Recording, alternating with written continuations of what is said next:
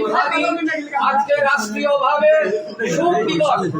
আমরা আল্লামা মুফতি গিয়াসউদ্দিন তাহির সাহেবের নির্বাচনী প্রচারণা সেই জিয়ারত এবং বিশেষ করে আজকে হলো সেই শরীফ হাদির আমরা রাষ্ট্রীয় শোককে আমরা যথাযথভাবে আমাদের ৭২ সুন্নি জোট আজকে দোয়া এবং মিলাদের মাধ্যমে শরীফ হাদির রাষ্ট্রীয় শোক দিবস আমরা পালন করবো।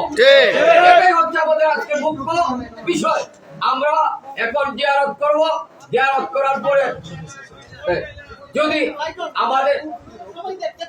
আমাদের কথা হচ্ছে আমরা যদি প্রথম অবস্থায় মেহেরবানি করে আমরা যদি ঘুষট কায়দা আমাদের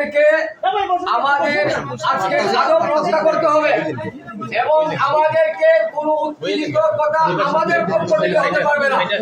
আমার ভাইদের কাছে আমি অত্যন্ত সবিনয়ে জোর হাত করে আমি বলছি, আমাদের কর্মী যারা, আমাদের নেতৃবৃন্দ যারা, আমাদের কথা হতে হবে সর্বোচ্চ ধৈর্যের মাধ্যমে, আমাদের কথাবার্তা হতে হবে একেবারে সফট, আমাদের কথাবার্তা হবে রাজনৈতিক এবং ধর্মীয় মানদণ্ডের মাধ্যমে, যাতে করে আমরা কখনো কারো কাছে আমরা যেন কষ্ট না দিতে পারি। সেই বিষয়গুলো আমরা অবশ্যই আমাদেরকে প্রত্যেককে সচেতন থাকতে হবে।